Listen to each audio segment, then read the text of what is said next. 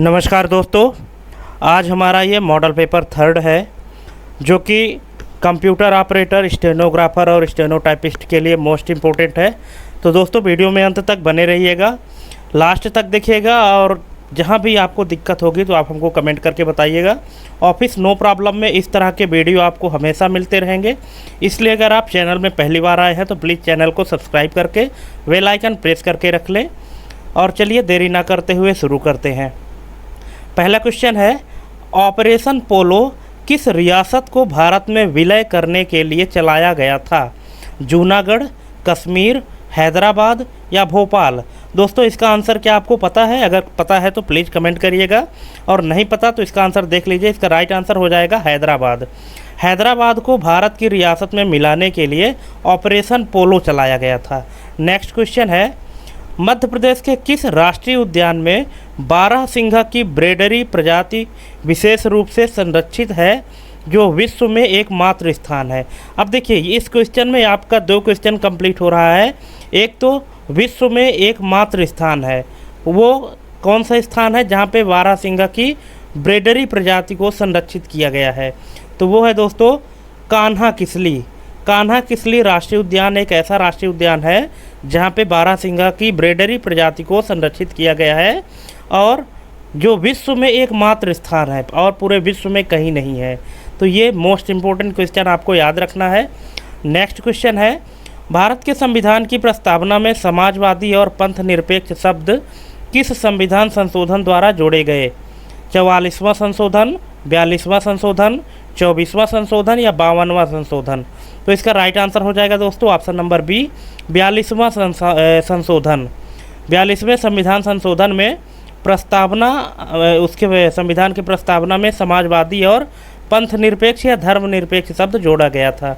Next है, अशोक मेहता समिति जो 1977 में बनाई गई थी, अशोक मेहता समिति ने पंचायती राज व्यवस्था के लिए किस मॉडल की सिफारिश की थी?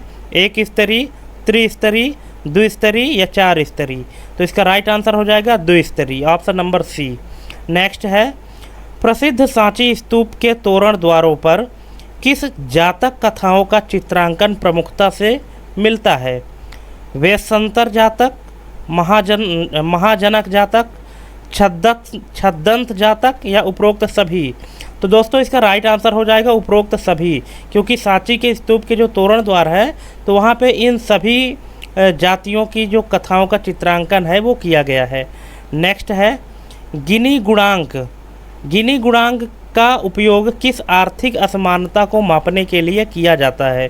संपत्ति वितरण, आय वितरण, शैक्षिक स्तर या स्वास्थ्य सुविधाएं? तो यहाँ पे बात हो रही है चूँकि आर्थिक असमानता को, तो आर्थिक असमानता में शैक्षिक और स्वास्थ्य तो आएगा नहीं, ये दो ऑप्शन पहले से कैंसिल हो गए।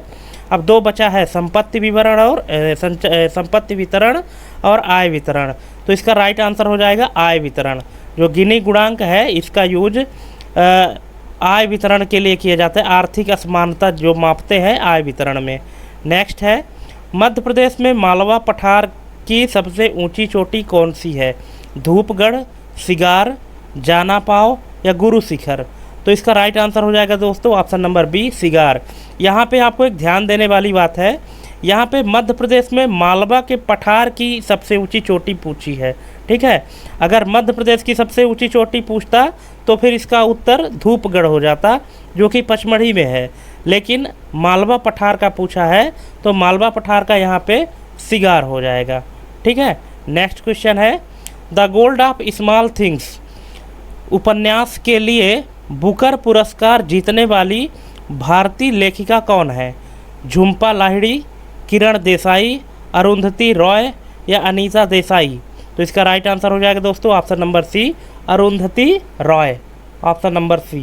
नेक्स्ट है, शिकागो धर्म संसद 1893 में स्वामी विवेकानंद ने किस विषय पर अपना ऐतिहासिक भाषण दिया था? हिंदू धर्म की श्रेष्ठता, वेदांत दर्शन, सर्वधर्म समभाव या भारतीय संस्कृति? तो इसका राइट आंसर हो जाएगा ऑप्शन नंबर सी, सर्वधर्म समभाव। और सर्वधर्म समभाव के अंतर्गत ही वेदांत दर्शन का भी चर्चा हुआ था, लेकिन जो मेन टॉपिक था वो था सर्वधर्म समभाव, ऑप्शन नंबर सी। नेक्स्ट है मध्य प्रदेश के किस जिले में ओरछा स्थित है जो अपने ऐतिहासिक महलों और मंदिरों के लिए प्रसिद्ध है। तो ओरछा कहाँ स्थित है? यह दोस्तों निवाड़ी में, निवाड़ी में ओरछा स्थित है। निवाड़ी जिला है जहाँ पे ओरछा स्थित है और किस लिए जाना जाता है? ऐतिहासिक महलों और मंदिरों के लिए प्रसिद्ध है। ठीक है, इसका नेक्स्ट क्वेश्चन है ब्लू फ्लैग सर्टिफिकेशन निम्नलिखित में से किससे संबंधित है? वायु गुणवत्ता, वन संरक्षण, समुद्र तटों की स्वच्छता या ऊर्जा दक्षता। तो दोस्तों इसका राइट आंसर हो जाएगा समुद्र तटों की स्वच्छता। यहाँ पे आपको ध्यान रखना है जो ब्लू फ्लैग सर्टिफिकेशन है वो समुद्र तटों की स्वच्छता पर दिया जाता है। नेक्स्ट है टंट्या भील जिसे इंडियन रॉबिन हुड के नाम से भी जाना जाता है का संबंध मध्य प्रदेश के किस क्षेत्र से था? बघेलखंड, बुंदेलखंड, मालवा या निमाड़। तो इसका राइट आंसर हो जाएगा निमाड़। टंट्या भील जो है इनका संबंध मध्य प्रदेश में निमाड़ से था और इनको इंडियन रॉबिन हुड के नाम से भी जाना जाता है, ये भी आपको ध्यान रखना है। नेक्स्ट है ब्रिक्स समूह में दक्षिण अफ्रीका किस वर्ष शामिल हुआ? 2009, 2010, 2011 या 2006। तो इसका राइट आंसर हो जाएगा 2010। एक्चुअली जो आधिकारिक तौर पर शामिल हुआ था वो 2011 में, लेकिन जो प्रोसेस शुरू हो गया था वो 2010 में ही। तो इसीलिए जो शामिल होने का वर्ष है वो 2010 है, लेकिन आधिकारिक तौर पर 2011 है। तो यहाँ पे क्वेश्चन के हिसाब से इसका आंसर 2010 होगा। नेक्स्ट है मध्य प्रदेश राज्य मानवाधिकार आयोग के अध्यक्ष की नियुक्ति कौन करता है? राष्ट्रपति, राज्यपाल, उच्च न्यायालय के मुख्य न्यायाधीश या मुख्यमंत्री। तो कौन करता है? इसका राइट आंसर हो जाएगा राज्यपाल, ऑप्शन नंबर बी। नेक्स्ट है मोहिनी अट्टम किस भारतीय राज्य का एक शास्त्रीय नृत्य है? तमिलनाडु, आंध्र प्रदेश, कर्नाटक या केरल। तो इसका राइट आंसर हो जाएगा दोस्तों केरल। केरल जो है, केरल का मोहिनी अट्टम ये एक शास्त्रीय नृत्य है। नेक्स्ट है मध्य प्रदेश में भगोरिया हाट का आयोजन मुख्यतः किस जनजाति द्वारा किया जाता है? गोंड, भील, बैगा या कोरकू। तो दोस्तों ये किया जाता है भील जनजाति के द्वारा। भ से भगोरिया और भ से भील, ये आपको थोड़ा शॉर्टकट ट्रिक याद रखना है। नेक्स्ट है पेरियार राष्ट्रीय उद्यान भारत के किस राज्य में स्थित है? कर्नाटक, तमिलनाडु, केरल या आंध्र प्रदेश। तो दोस्तों इसका राइट आंसर हो जाएगा केरल, ऑप्शन नंबर सी। दोस्तों जहाँ भी आपको दिक्कत होगी तो आप हमको कमेंट करके पूछ सकते हैं, हम उसका रिप्लाई करने की कोशिश करेंगे। और वीडियो अगर आप देखना शुरू कर दिए हैं तो लास्ट तक देखिएगा और ये भी आप लोग कमेंट करिएगा कि ये आपके टोटल कितने नंबर सही हुए, कितने गलत हुए, है ना। और नेक्स्ट वीडियो आप किस टॉपिक पर चाहते हैं इस पर भी कमेंट करें। और अगर आप चैनल में पहली बार आए तो प्लीज़ चैनल को तो सब्सक्राइब करके ही रखें, क्योंकि ऐसे ही हम इम्पोर्टेंट वीडियो आपके लिए लाते रहेंगे। नेक्स्ट है चौरी चौरा कांड किस राष्ट्रीय आंदोलन के स्थगन का तत्कालीन कारण बना? भारत छोड़ो आंदोलन, सविनय अवज्ञा आंदोलन, असहयोग आंदोलन या खिलाफत आंदोलन। तो इसका राइट आंसर क्या आपको पता है? अगर पता है तो आंसर देखने से पहले इसका आंसर कमेंट करिए आप लोग, और अगर नहीं पता तो देख लीजिए। इसका राइट आंसर हो जाएगा असहयोग आंदोलन। जो चौरी चौरा कांड हुआ था तो ये असहयोग आंदोलन के स्थगन का तात्कालिक कारण बना था। नेक्स्ट है उसने नहाकर भोजन किया। अब यहाँ से हिंदी के क्वेश्चन शुरू हो गए, ठीक है। उसने नहाकर भोजन किया, इस वाक्य में नहाकर किस प्रकार की क्रिया का उदाहरण है? प्रेरणार्थक क्रिया, नाम धातु क्रिया, संयुक्त क्रिया या पूर्वकालिक क्रिया। तो इसका राइट आंसर हो जाएगा पूर्वकालिक क्रिया। पूर्वकालिक क्रिया मतलब पहले नहाया इसके बाद भोजन किया, इसका मतलब कि पहले काम किया, पहले नहाने का काम किया इसके बाद भोजन किया है, इसलिए पूर्वकालिक क्रिया है। नेक्स्ट है कामायनी महाकाव्य के रचयिता कौन है? ये तो लगभग सबको पता होगा, है ना। इसका राइट आंसर है जयशंकर प्रसाद। जयशंकर प्रसाद जी की एक रचना है कामायनी, जो कि महाकाव्य है। नेक्स्ट है निम्नलिखित में से कौन सा शब्द अग्नि का पर्यायवाची नहीं है? कृषाणु, अनिल, हुतासन, वैश्वानर। तो इसका राइट आंसर हो जाएगा दोस्तों अनिल। अनिल जो है तो हवा का पर्यायवाची है। बाकी जो है तो अग्नि के पर्यायवाची है। नेक्स्ट, जो सब कुछ जानता हो वाक्यांश के लिए एक शब्द क्या है? विशेषज्ञ, सर्वज्ञ, ज्ञानी या बहुज्ञ?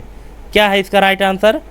इसका राइट आंसर हो जाएगा सर्वज्ञ। जो सब कुछ जानता है उसको सर्वज्ञ कहते हैं। नेक्स्ट है, अंधे के हाथ बटेर लगना लोकोक्ति का सही अर्थ क्या है?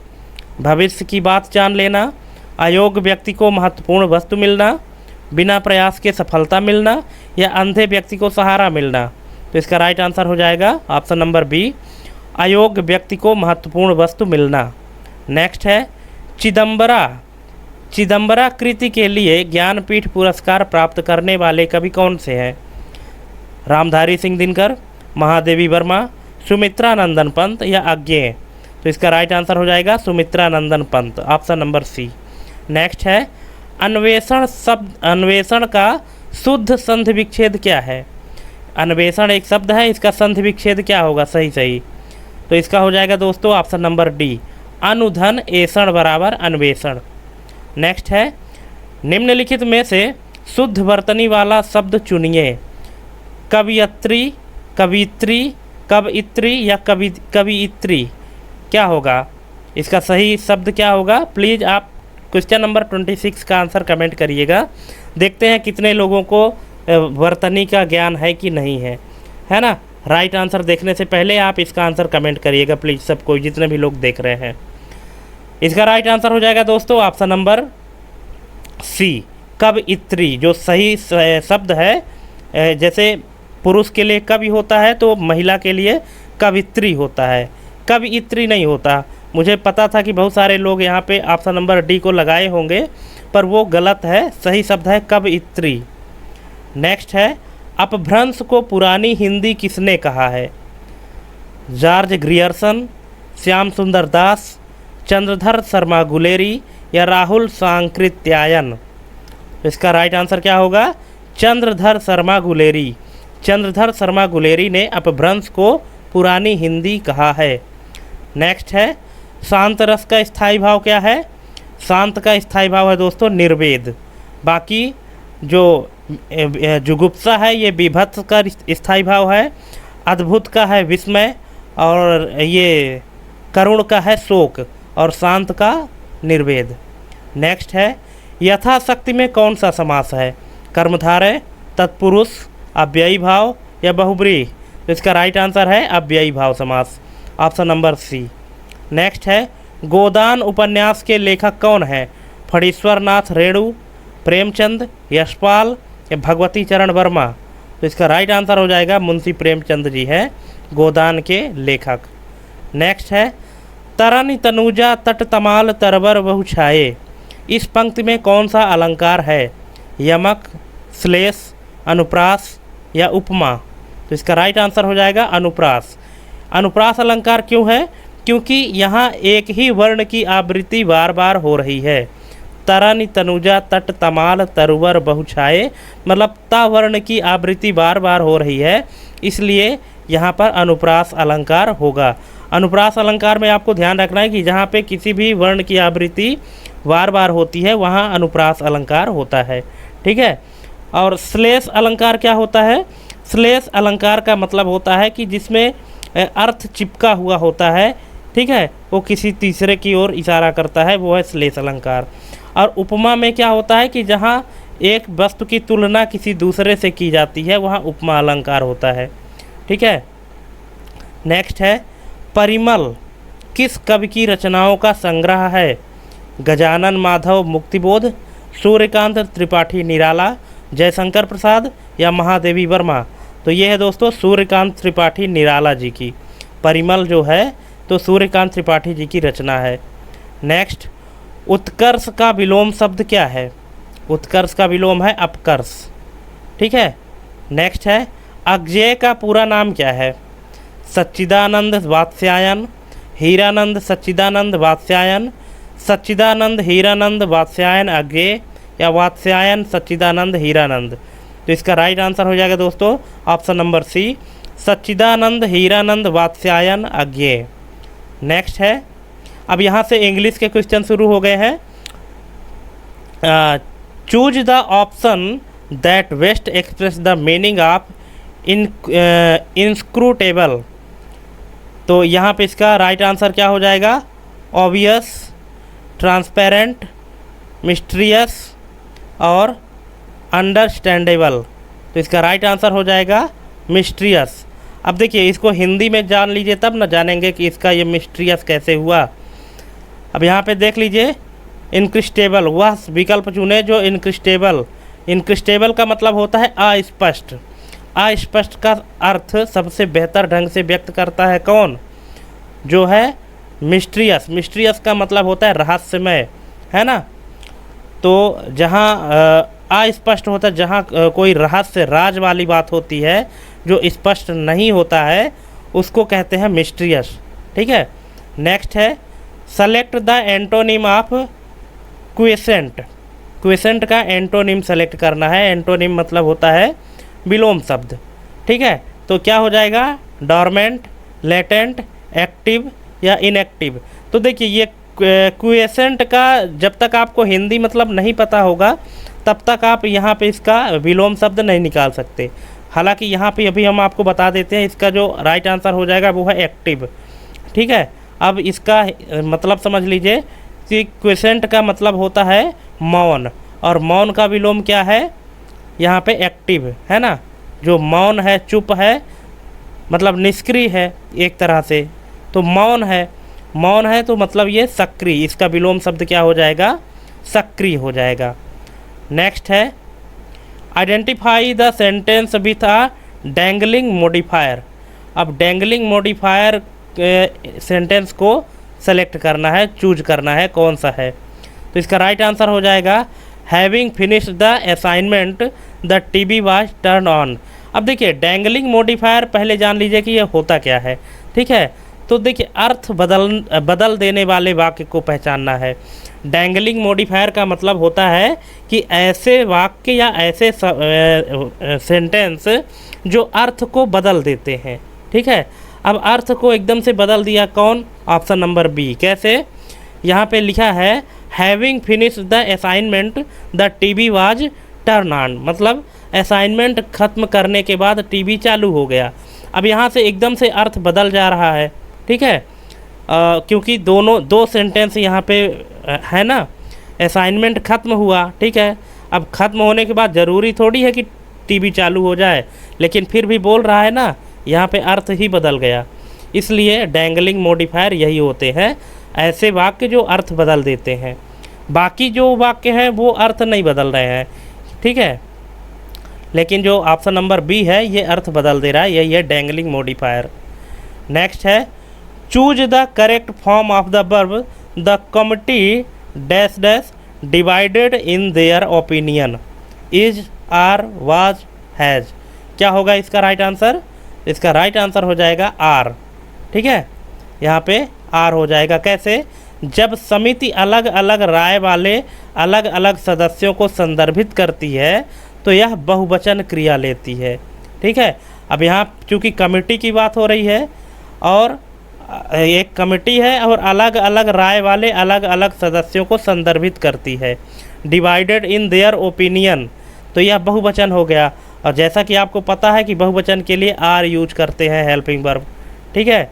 इसलिए यहाँ पे हो जाएगा आर।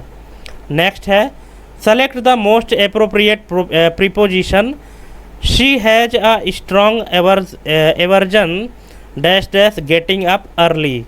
ठीक है। तो यहाँ पे क्या हो जाएगा? फॉर, अगेंस्ट, टू या विथ। तो इसका राइट आंसर क्या होगा? टू। कैसे होगा? अब देखिए यहाँ पे टू ही होगा। She has a strong aversion to getting up early, मतलब कि वह जल्दी सोकर उठ जाती है, ऐसे कुछ इसका अर्थ है, आप समझ लीजिएगा। नेक्स्ट है which of the following is not a coordinating conjunction? For, and, although या बट। मतलब कि जो which of the following is not नहीं है कोऑर्डिनेटिंग कंजक्शन, दिए गए शब्दों में से कौन सा कोऑर्डिनेटिंग कंजक्शन नहीं है? फॉर, एंड, ऑल्दो या बट। तो इसका राइट आंसर हो जाएगा ऑल्दो।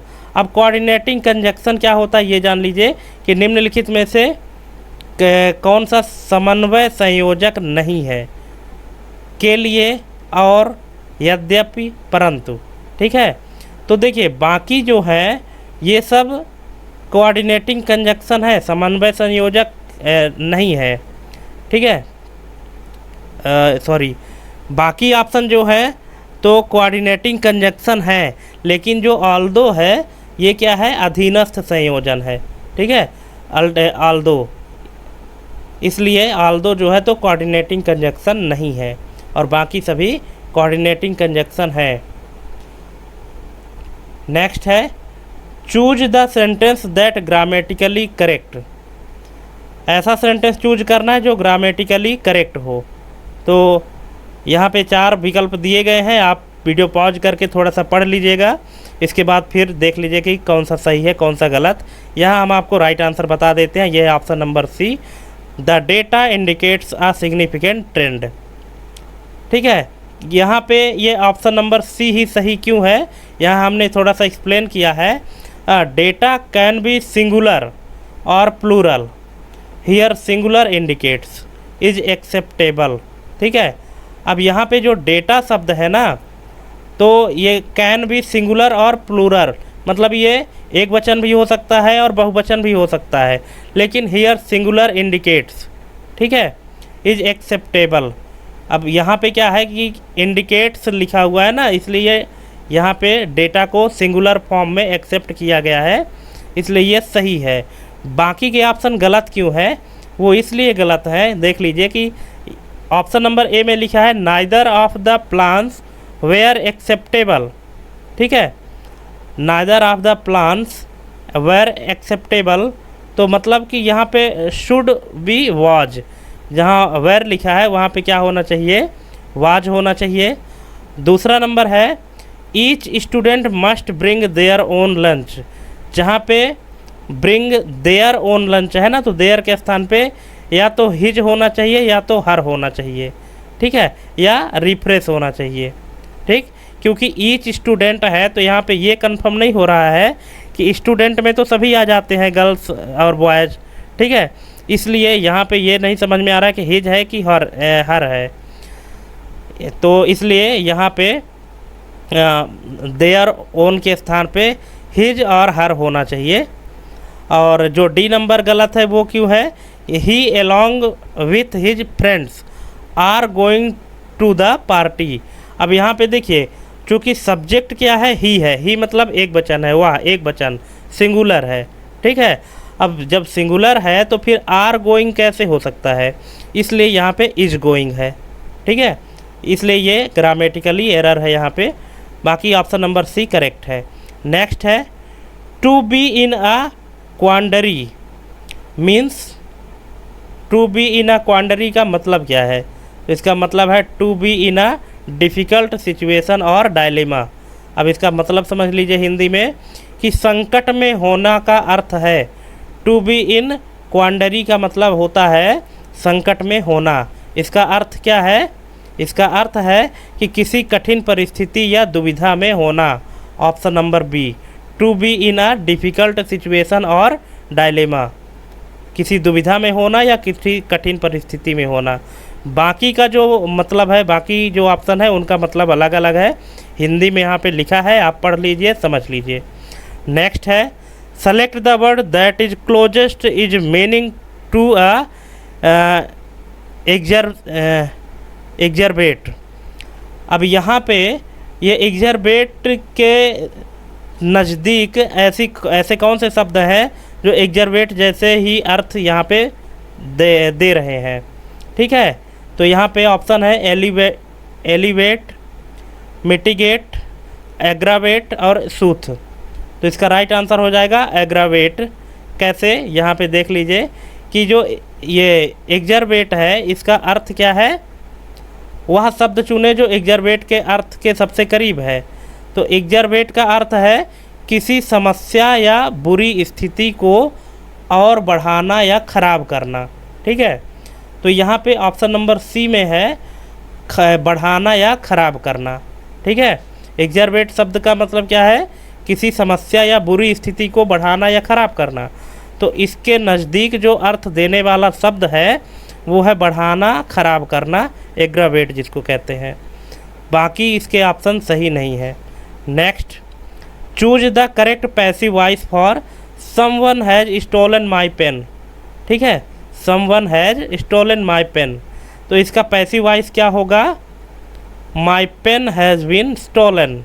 ठीक है, कैसे कि जो हिंदी में मतलब है वो है कि someone has stolen my pen का मतलब किसी ने मेरी कलम चुरा ली है।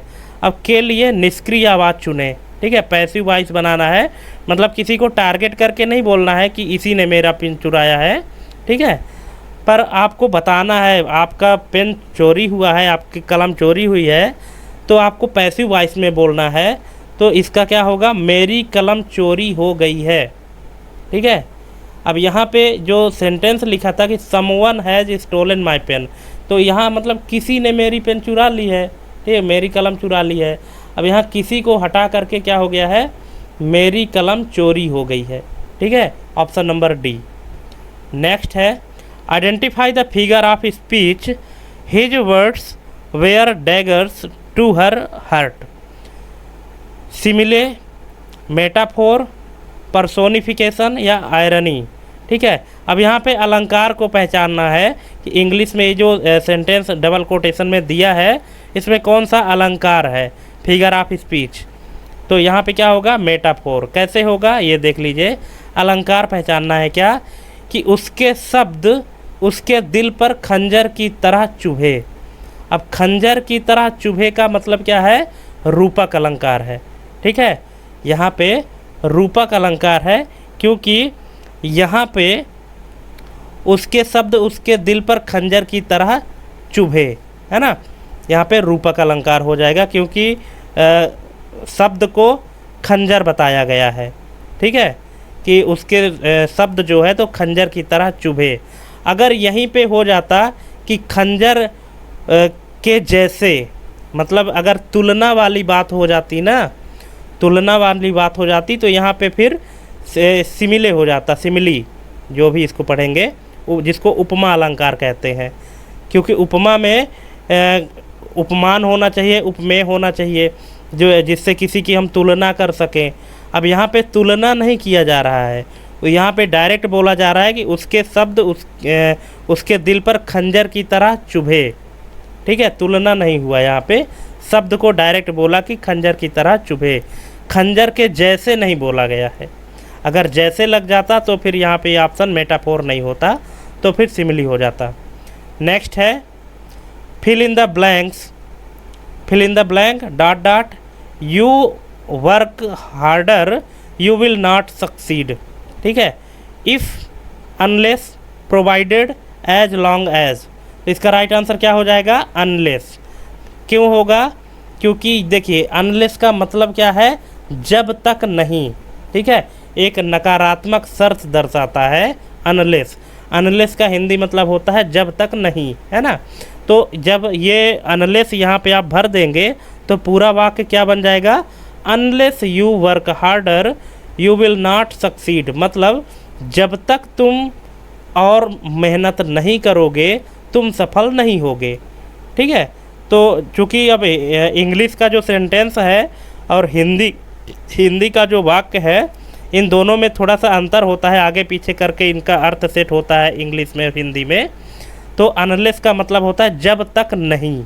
ठीक है, अब देखिए यहाँ पे जब इसका हिंदी वाक्य बना तो क्या बना? जब तक एक जगह हो गया और नहीं बीच में आ गया। ठीक है, तो जब तक तुम और मेहनत नहीं करोगे तुम सफल नहीं होगे। ठीक, तो ये यहाँ पे हो जाएगा अनलेस। नेक्स्ट है select the correctly spelt word, है ना। जो ऐसा इसमें शब्द चुनना है जिसकी स्पेलिंग सही हो। तो देख लीजिए इसका सही स्पेलिंग क्या है? Option number B. ठीक है, मिसचीवस, मिसचीवस होगा स्पेलिंग। यहाँ पे आप देख लीजिएगा, बाकी में कुछ कुछ गड़बड़ी है, उसको आप ध्यान से देखेंगे। एक ही अक्षर इधर उधर किया गया है, इसका मतलब होता है शरारती। नेक्स्ट है change into indirect speech she said let's go for a walk. ठीक है, इसको देखिए, स्पीच आपने पढ़ा होगा, डायरेक्ट स्पीच और इनडायरेक्ट स्पीच। तो यहाँ पे अभी ये जो लिखा गया है ये डायरेक्ट स्पीच में लिखा है। शी सेड, वह बोली, लेट्स गो फॉर वॉक, टहलने के लिए चलें। ठीक है, अब यहाँ पे इसको अगर इनडायरेक्ट स्पीच में बदलना होगा तो क्या हो जाएगा? Option number A, she suggested that they should go for walk. ठीक है, उसने क्या किया है? अप्रत्यक्ष भाषा में कैसे बदला है? उसने कहा चलो टहलने चलते हैं। अब इसका सही जो इनडायरेक्ट स्पीच बना वो क्या बना? उसने सुझाव दिया कि उन्हें टहलने चलना चाहिए। ठीक है, इनडायरेक्ट बोल रही है, डायरेक्ट नहीं बोल रही है। ठीक है, तो इनडायरेक्ट है, इसलिए उसने सुझाव दिया कि उन्हें टहलने चलना चाहिए। बाकी के जो ऑप्शन है इनका हिंदी मतलब आप देख लीजिए तो समझ जाएंगे कि ये इनडायरेक्ट स्पीच नहीं है। नेक्स्ट है द फ्रेज, यहाँ पे एक मुहावरा है या लोकोक्ति, आप जो भी समझे। साइन क्वा non means without which not. अब यहाँ पे मतलब क्या हुआ साइन क्वा नॉन का? तो यहाँ पे देख लीजिए वाक्यांश, साइन क्वा नॉन का मतलब है जिसके बिना नहीं। जिसके बिना नहीं का अर्थ क्या है?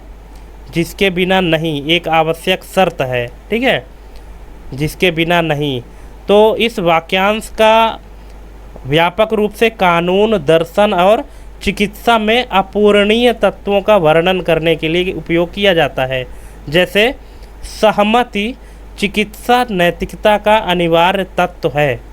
ठीक है, मतलब कि ये इस तरह का वाक्यांश है, फ्रेज है कि जो किसी चीज़ के लिए अनिवार्य होता है ना। जैसे पानी जो है तो जीवन के लिए ज़रूरी है ना, तो कह सकते हैं वाटर इज अ साइन क्वा नॉन फॉर लाइफ। ठीक है, इस तरह से मतलब कि इसका मतलब यही होता है कि विदाउट विच नॉट, मतलब जो ज़रूरी हो कि इसके बिना ऐसा होगा ही नहीं, क्योंकि पानी के बिना इंसान कब तक जीवित रह सकता है। ठीक है, तो इसका मतलब ये है। Next, which sentence uses an apostrophes correctly. अब ये 4 सेंटेंस दिए गए हैं, यहाँ पे पहचानना है कि कौन से सेंटेंस में जो एपोस्ट्रोफी लगा है वो करेक्ट लगा हुआ है। The dog wagged its tail, it's a lovely day today, the students books were on the table, whose turn is it to clean. तो अब बताइए कि यहाँ पे आप थोड़ा सा वीडियो पॉज कर लीजिए और आपको पहचानना है कि एपोस्ट्रोफी किसमें सही लगा है या नहीं। अच्छा, एपोस्ट्रोफी का मतलब अगर आप ना जानते होंगे तो मैं बता दूं कि जैसे पहले ए नंबर सेंटेंस में लिखा ना द डॉग वैग्ड, फिर इट लिखा है, इट के बाद ऊपर डैश लगा हुआ है, इसी को एपोस्ट्रोफी कहते हैं। ठीक है, तो अब आपको पहचानना है कि एपोस्ट्रोफी किसमें सही लगा है या नहीं लगा है। ठीक है, तो यहाँ पे इसका राइट आंसर हो जाएगा ऑप्शन नंबर सी। कैसे? अब आपको लगता होगा कि यहाँ पे एपोस्ट्रोफी गलत लगा हुआ है, क्योंकि आपने हमेशा देखा होगा कि स्टूडेंट STUDENT और इसके बाद एपोस्ट्रोफी फिर S लिखा रहता है, आपने देखा होगा। लेकिन यहाँ कुछ इस तरह से लिखा है, इसका मैं रीज़न बताता हूँ कि ऐसा क्यों लिखा है। देखिए, अगर हम सिंगुलर यूज करते हैं, सिंगुलर नाउन, ठीक है, तो वहाँ पे स्टूडेंट्स के बाद टी के बाद एपोस्ट्रोफी लगा होता है। और अगर हम प्लूरल यूज करते हैं, प्लूरल नाउन, तो फिर स्टूडेंट्स लिखने के बाद फिर एपोस्ट्रोफी लगा होता है। ठीक है, और यही रीज़न है कि ऑप्शन नंबर सी जो है तो प्लूरल है, ना कि सिंगुलर है। ठीक है, क्यों, कैसे पहचाने हम कि यहाँ पे प्लूरल है? क्योंकि जो बुक्स है ना, वो बुक सिंगुलर होता है बुक और प्लूरल होता है बुक्स। ठीक है, और जो हेल्पिंग वर्ब है वो भी वर लगा हुआ है, इसलिए many students on the books है ना, इसलिए यहाँ पे जो प्लूरल में एपोस्ट्रोफी लगाते हैं वो इसी तरह से लगाते हैं। अगर सिंगुलर होता तो फिर टी के बाद एपोस्ट्रोफी लगा होता, और बाकी जगह जो एपोस्ट्रोफी लगा है वो गलत लगा हुआ है।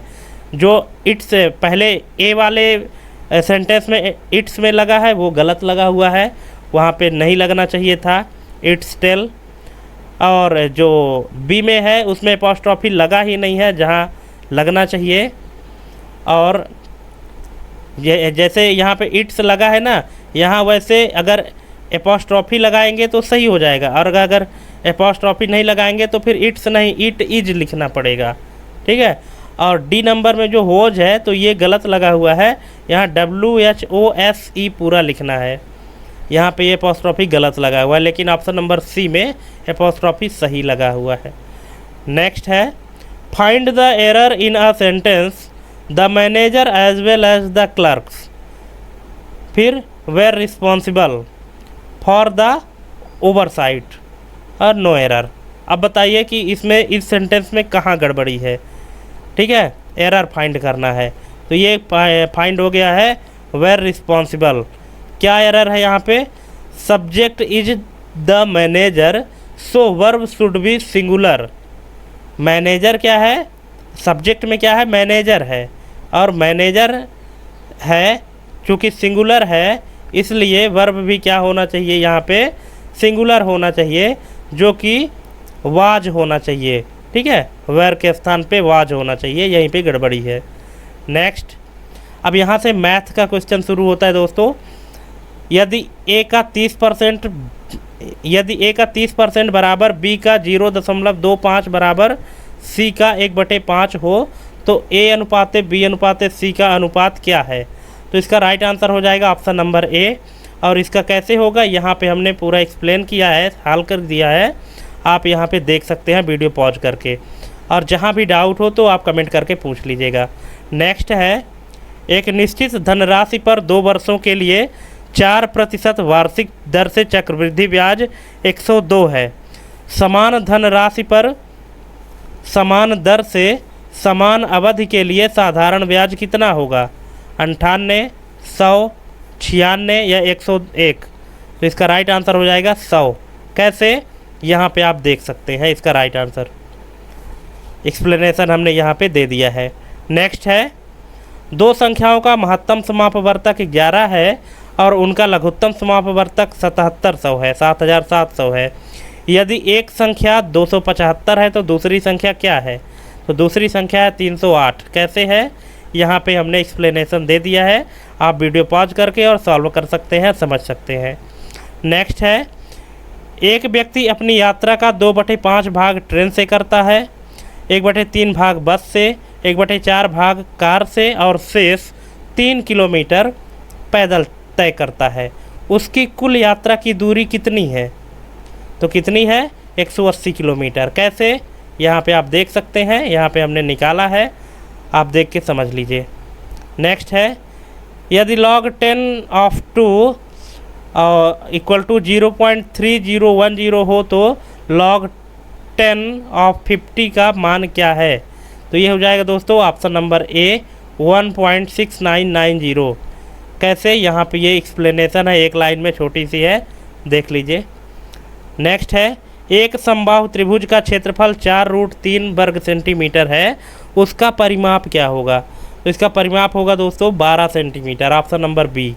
कैसे, ये यहाँ पे निकाला गया है, वीडियो पॉज करके और इसको समझ लीजिएगा। नेक्स्ट है 0.121212 आगे बढ़ता गया को भिन्न रूप में व्यक्त करें। इसका भिन्न रूप क्या हो जाएगा, 4/33, ऑप्शन नंबर बी। कैसे, इस तरह से देख लीजिएगा। नेक्स्ट है एक पाइप एक टंकी को 6 घंटे में भर सकता है, लेकिन टंकी में एक रिसाव के कारण इसे भरने में 2 घंटे अधिक लगते हैं। रिसाव पूरी भरी टंकी को कितने समय में खाली कर देगा, 18 घंटे, 20 घंटे, 24 घंटे या 30 घंटे। तो कितने में करेगा, 24 घंटे में करेगा। कैसे, यहाँ पे आप देख सकते हैं। नेक्स्ट है ये क्वेश्चन दिया गया है, यहाँ पे x³ + 1/x³ का मान ज्ञात करना है। तो ये है, इसका मान आएगा 18 और ये ऐसे आएगा, यहाँ पे आप देख लीजिए। नेक्स्ट है दो वर्गों के क्षेत्रफलों का अनुपात 9:1 है, उनके परिमापों का अनुपात क्या होगा। तो इनके परिमापों का अनुपात होगा 3:1। कैसे, यहाँ पे ये अनुपात भी निकाला गया है। देखिए मैथ के क्वेश्चन में हम ज़्यादा अब क्या एक्सप्लेन करें, जो भी सॉल्व करना था उनका सलूशन हमने दे दिया है। आप वीडियो पॉज करके और सलूशन देख लीजिए। नेक्स्ट है 50 छात्रों की एक कक्षा में 40% लड़कियां हैं। कक्षा में लड़कों की औसत ऊंचाई 160 सेंटीमीटर है और लड़कियों की औसत ऊंचाई 155 सेंटीमीटर है। पूरी कक्षा की औसत ऊंचाई क्या है? तो क्या है पूरी कक्षा की औसत ऊंचाई? 158 सेंटीमीटर। कैसे? यहाँ पे आप देख लीजिए, इसका हमने पूरा एक्सप्लेनेशन दे दिया है, आपको समझ में आ जाएगा। नेक्स्ट है एक घड़ी को 15% लाभ पर बेचा जाता है। यदि उसे 200 रुपये कम में बेचा जाता तो 5% की हानि होती। घड़ी का क्रय मूल्य क्या है?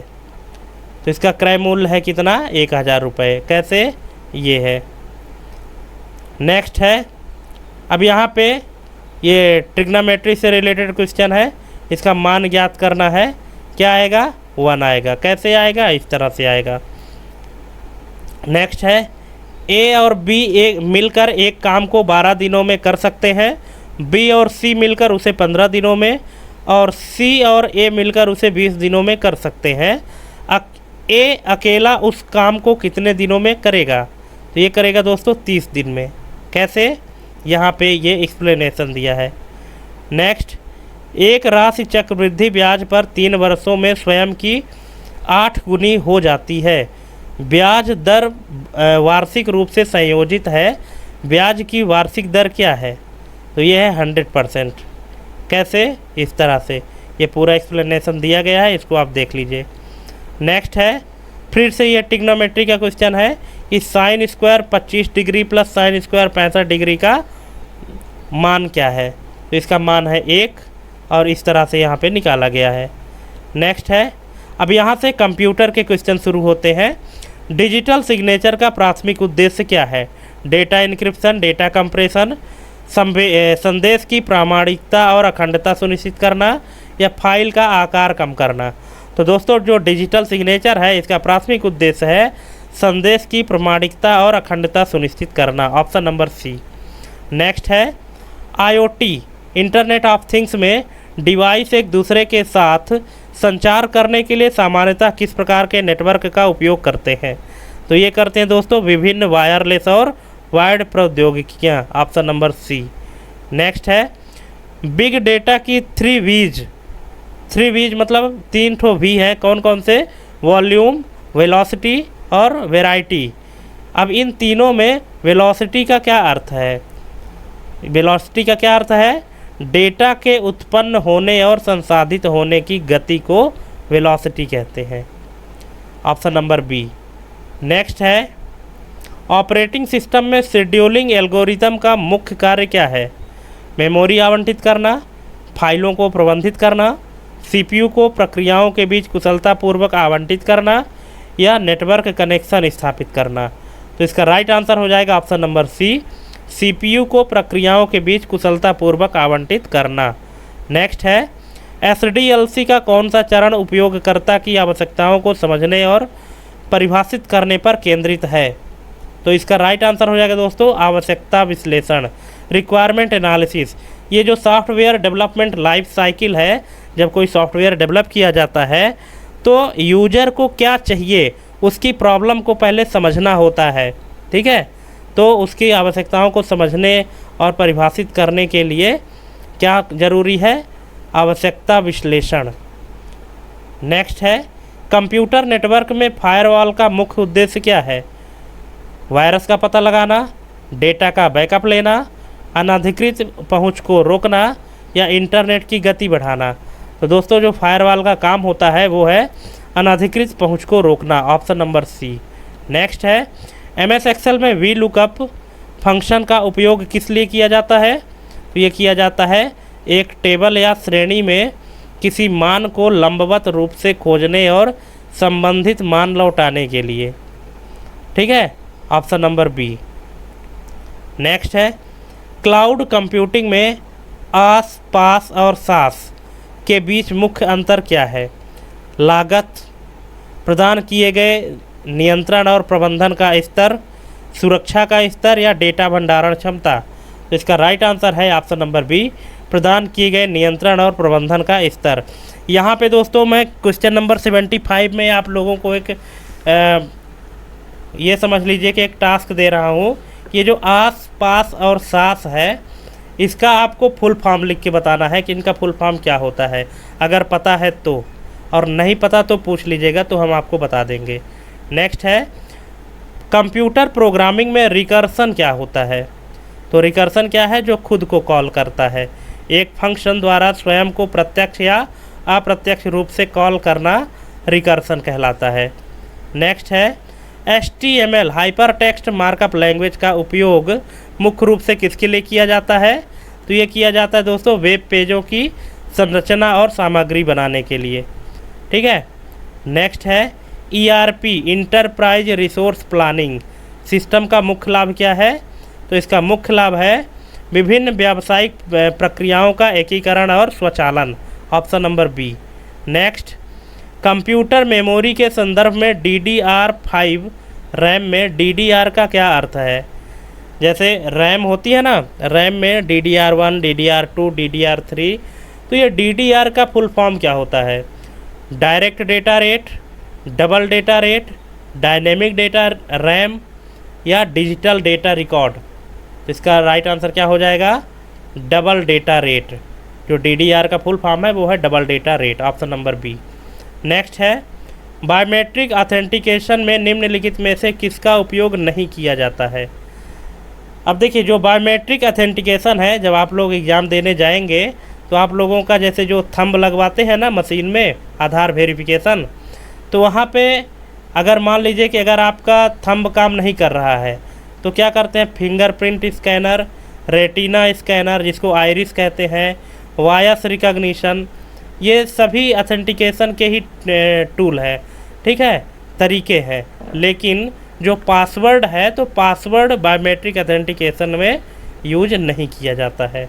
बाकी ये सभी चीज़ें यूज की जाती हैं, लेकिन पासवर्ड का यूज नहीं होता है। तो ये इसका राइट आंसर हो जाएगा।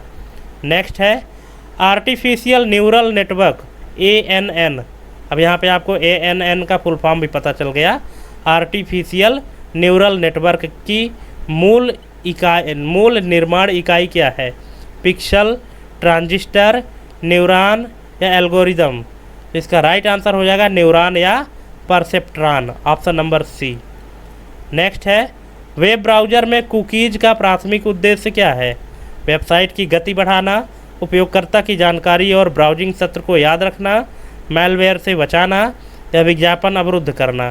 तो इसका राइट आंसर हो जाएगा ऑप्शन नंबर बी, उपयोगकर्ता की जानकारी और ब्राउजिंग सत्र को याद रखना।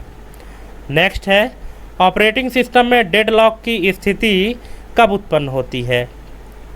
जब सिस्टम में मेमोरी कम होती है, जब दो या दो से अधिक प्रक्रियाएं एक दूसरे द्वारा रखे गए संसाधनों की प्रतीक्षा कर रही हों, जब CPU बहुत अधिक गर्म हो जाता है, जब कोई वायरस सिस्टम को संक्रमित करता है। तो दोस्तों, जो डेडलॉक होता है ना, तो ये जब दो या दो से अधिक प्रक्रियाएं एक दूसरे द्वारा रखे गए संसाधनों की प्रतीक्षा कर रही होती हैं, उसी को डेडलॉक कहा जाता है। नेक्स्ट है, ओपन सोर्स सॉफ्टवेयर OSS की मुख्य विशेषता क्या है। इसकी मुख्य विशेषता है कि इसका सोर्स कोड स्वतंत्र रूप से उपलब्ध और परिवर्तनीय होता है, ऑप्शन नंबर बी। नेक्स्ट है, नेटवर्क सुरक्षा में VPN मतलब वर्चुअल प्राइवेट नेटवर्क का मुख्य उपयोग क्या है। इसका मुख्य उपयोग है सार्वजनिक नेटवर्क पर एक सुरक्षित और एन्क्रिप्टेड कनेक्शन बनाना। नेक्स्ट, डेटाबेस में नॉर्मलाइजेशन का मुख्य उद्देश्य क्या है। तो इसका मुख्य उद्देश्य है कि डेटा रिडंडेंसी को कम करना और डेटा अखंडता में सुधार करना, मतलब डेटा डुप्लीकेसी को कम करना और उसकी अखंडता में सुधार करना डेटाबेस में नॉर्मलाइजेशन का काम होता है। नेक्स्ट, मैलवेयर के किस प्रकार को अक्सर वैध सॉफ्टवेयर के रूप में प्रच्छन्न किया जाता है। स्पाईवेयर, रैंसमवेयर, ट्रोजन हॉर्स या वर्म। तो ये किया जाता है दोस्तों Trojan horse, option number C. Next है, MS वर्ड में मेल मर्ज सुविधा का उपयोग किस लिए किया जाता है। तो ये किया जाता है कई प्राप्तकर्ताओं के लिए व्यक्तिगत पत्र या लेबल बनाने के लिए, ऑप्शन नंबर बी। नेक्स्ट है, अब यहाँ से रीजनिंग के क्वेश्चन स्टार्ट हो रहे हैं। एक कोड भाषा में यदि रीजन को SFBTPO लिखा जाता है तो थिंक को कैसे लिखा जाएगा। अब देखिए यहाँ पे ये रीजनिंग के क्वेश्चन है, तो मैं चाहूँगा कि आप लोग कॉपी पेन उठाएं और इस क्वेश्चन को सॉल्व करें कि रीजन को SFBTPO कैसे लिखा गया है। अगर इसको आप निकाल लेंगे तो थिंक वाला निकाल लेंगे, है ना। तो आप इसको एक बार खुद निकालें, हालांकि हम तो यहाँ बताएंगे ही, पर मैं चाहता हूँ कि एक बार आप भी प्रैक्टिस करें तो एग्ज़ाम में आप जल्दी से निकाल पाएंगे। इसका राइट आंसर हो जाएगा ऑप्शन नंबर बी, थिंक को लिखा जाएगा UIJOL। कैसे, यहाँ पे इसका आंसर है कि जो रीजन शब्द लिखा है ना, उसके बाद के एक एक अक्षर को लिखा गया है। जैसे R+1, मैंने R के बाद एक कितना है, तो R के बाद यस आता है, E के बाद F, A के बाद B, फिर S के बाद T, O के बाद P, N के बाद O। ठीक है, इसी तरह से थिंक को भी लिखा गया है। T के बाद U आता है, H के बाद I के बाद J, ठीक है, फिर N के बाद O और K के बाद L, इसलिए राइट आंसर इसका बी हो जाएगा। नेक्स्ट है, श्रृंखला में गलत संख्या ज्ञात करें। 5, 10, 17, 25, 37, 50। तो देखिए यहाँ पे जो गलत संख्या है, इसके पीछे दो कॉन्सेप्ट हो सकते हैं। एक तो क्या है कि 25 तो है इसका आंसर, एक तो ये कह सकते हैं कि ये वर्ग है 5 का, 5 × 5 = 25, बाकी किसी के वर्ग नहीं है। एक रीजन ये भी हो सकता है, और दूसरा क्या है, n² + 1। n² + 1 का मतलब क्या है कि जैसे 2 से जब शुरू करते हैं हम, तो 2 दूनी 4, 1 5, 3 तिया 9, 1 10, 4 चौके 16, 1 17। अब इसी तरह से यहाँ 5 पंचे 25 और 1 26 होना चाहिए, लेकिन यहाँ पे 25 लिखा है, ठीक है। और 6 छंगा 36, 1 37, और 7 सत्ते 49 और 1 50, ठीक। तो यहाँ पे दो कॉन्सेप्ट है इसको गलत ठहराने का कि जो 25 है, जो आपको सही लगे आप उसको सेलेक्ट कर सकते हैं। नेक्स्ट है, यदि P Q का भाई है, R P का पिता है, S T का भाई है और T Q की पुत्री है, तो S का R से क्या संबंध है। अब यहाँ पे ब्लड रिलेशन का है, आप इसको सॉल्व कर लीजिएगा, ठीक है। आप खुद से रिलेट करके जब सॉल्व करेंगे तो सॉल्व हो जाएगा। इसका राइट आंसर पोता हो जाएगा, ठीक है। S का R से संबंध पोते का है, ठीक। तो यहाँ पे आप देख सकते हैं, थोड़ा सा हमने एक्सप्लेन भी किया है, और आपको वीडियो पॉज करके अच्छे से पढ़ना पड़ेगा, तब आप निकाल पाएंगे। नेक्स्ट है, अब यहाँ फिर से ये डायरेक्शन वाला क्वेश्चन है कि एक व्यक्ति पश्चिम की ओर 10 मीटर चलता है, फिर वह अपने बाएं मुड़ता है और 15 मीटर चलता है, फिर वह अपने दाएं मुड़ता है और 5 मीटर चलता है, अंत में वह फिर से अपने दाएं मुड़ता है और 15 मीटर चलता है। वह अपने प्रारंभिक बिंदु से कितनी दूरी और किस दिशा में है। तो प्रारंभिक दूरी से कितनी दूरी पर है और किस दिशा में है, ये आपको ध्यान रख के और आंसर निकालना है। तो इसको भी आप निकालिएगा, इसमें आपका राइट आंसर क्या आता है। वैसे मैं यहाँ बता देता हूँ, इसका राइट आंसर आएगा 15 मीटर पश्चिम, ठीक है। तो आपको प्रारंभिक दूरी से निकालना है, ठीक है। नेक्स्ट है, अब यहाँ पे ये कथन और निष्कर्ष वाला क्वेश्चन है कि सभी बिल्लियाँ कुत्ते हैं। सभी बिल्लियाँ क्या है, कुत्ते हैं। और दूसरा कथन है कि कोई कुत्ता बाघ नहीं है। अब निष्कर्ष कह रहा है कि कोई बिल्ली बाघ नहीं है। कोई बिल्ली क्या है, बाघ नहीं है। ये सही बात है, क्योंकि बाघ तो एकदम से अलग हो गया ना। कुछ कुत्ते बिल्लियाँ हैं, कुछ कुत्ते बिल्लियाँ हैं। तो अब इसका सही उत्तर क्या हो जाएगा। केवल निष्कर्ष ए अनुसरण करता है, केवल निष्कर्ष बी अनुसरण करता है, केवल या ऑप्शन नंबर सी में है निष्कर्ष ए और बी दोनों अनुसरण करता है, या ना तो ए और ना ही बी अनुसरण करता है। अब बताइए इसका आंसर क्या होगा। तो इसका आंसर हो जाएगा ऑप्शन नंबर सी, निष्कर्ष है ए और बी दोनों अनुसरण करते हैं। कैसे करते हैं, यहाँ पे रीजन है, आप पढ़ लीजिए कि यदि जो ए वाला है निष्कर्ष ए जो लिखा है कोई बिल्ली बाघ नहीं है, यदि सभी बिल्लियाँ कुत्ते हैं और कोई कुत्ता बाघ नहीं है तो कोई बिल्ली भी बाघ नहीं हो सकती, ये तो सही है। अब रही बात दूसरे की, जो बोल रहा है कुछ कुत्ते बिल्लियां हैं, तो इसका मतलब है कि यदि सभी बिल्लियां कुत्ते हैं तो यह भी सत्य है कि कुछ कुत्ते बिल्लियां हैं और वे बिल्लियां जो कुत्ते हैं। ठीक है, इसीलिए दोनों जो निष्कर्ष है वो अनुसरण करते हैं। नेक्स्ट है, उस विकल्प का चयन करें जो दिए गए शब्द के समूह से संबंधित नहीं है। तोता, चमगादड़, कौवा, कबूतर। तो कौन सा इनमें से अलग है? तो यह दोस्तों चमगादड़। अब इसको भी अलग करने का दो रीज़न हो सकता है। एक तो क्या कि चमगादड़ रात में उड़ते हैं, ठीक है, और बाकी जो ये पक्षी हैं ये दिन में उड़ते हैं। और दूसरा रीज़न क्या है? दूसरा रीज़न ये है कि जो चमगादड़ है वो स्तनपायी है, बाकी जो है वो सब पक्षी हैं। ठीक है। नेक्स्ट है, यदि प्लस का अर्थ भाग, माइनस का अर्थ मल्टीप्लिकेशन और डिवीज़न का अर्थ प्लस और मल्टीप्लिकेशन का अर्थ माइनस है, तो फिर ये एक समीकरण दिया गया है, इसको सॉल्व करना है। मतलब जोड़ का अर्थ भाग है, घटाना का अर्थ गुणा है, भाग का अर्थ जोड़ है और गुणा का अर्थ घटाना है, तो इसको सॉल्व करना है। तो इसको सॉल्व करने पर कितना आंसर आएगा? 42 आएगा, आप देख लीजिएगा। ठीक है, और कैसे आएगा? यहाँ पे पूरा बॉड मास के नियम के अकॉर्डिंग जो है तो सॉल्व किया गया है। ठीक, चलिए, तो दोस्तों आज हम आपके लिए सिर्फ 95 क्वेश्चन ही ला पाए हैं। ठीक है, 100 क्वेश्चन वैसे हम लाते हैं, लेकिन अब आगे के जो 5 क्वेश्चन होंगे वो रीजनिंग के ही होंगे। और रीजनिंग के अब ऐसे कौन कौन से रीजनिंग के क्वेश्चन आए, वैसे भी आप लोग तैयारी करते हैं तो आता होगा, थोड़ा सा आपको बेसिक बता देते हैं। ठीक है, तो आज के लिए बस इतना ही। 95 क्वेश्चन आपके लिए हैं और देखते रहिए, तैयारी करते रहिए और हम आपके लिए ऐसे ही वीडियो बनाकर लाते रहेंगे। तो थैंक्स फॉर वाचिंग हमारी ये कंप्लीट वीडियो देखने के लिए, और चैनल को सब्सक्राइब करके रखें, बेल आइकन प्रेस करके रखें, और मिलते हैं अपने अगले वीडियो में एक नई जानकारी के साथ, एक नए टॉपिक के साथ। तब तक के लिए जय हिंद, वंदे मातरम।